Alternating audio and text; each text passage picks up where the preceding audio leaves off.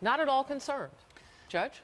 Well, the president has been saying since day one that he knows of no inappropriate communication. The phrase we're using is collusion or agreements between the Trump campaign and the Russian government. So he's being consistent in that respect.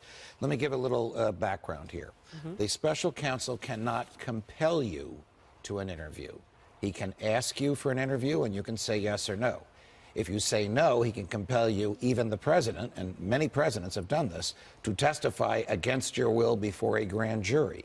In front of the grand jury, you can refuse to answer by invoking the Fifth Amendment. Now, there will be political fallout to that, but no legal fallout. Should the president submit to this interview before Bob Mueller? The standard answer, and I agree with it, is no, never, not ever, because Bob Mueller and his investigators know far more about the case, even if there's no case, than Donald Trump could.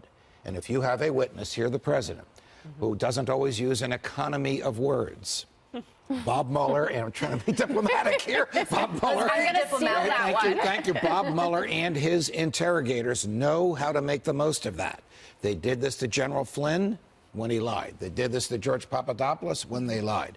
So President Trump, my advice would be, don't put yourself in that situation. Is it too late to say, no, we're not going to sit down with the special counsel? It might be too late to say no politically, because he has said several times, 100%, I'm going to testify, but it is not too late legally. And this stuff about written questions and answers is a recipe for disaster. Why is that? Because you will give the interrogators a roadmap with which to interrogate you, and that roadmap is your written answers to their written questions. Yeah, but it'll be lawyerized. Isn't that the best kind of roadmap? I mean, you're a judge.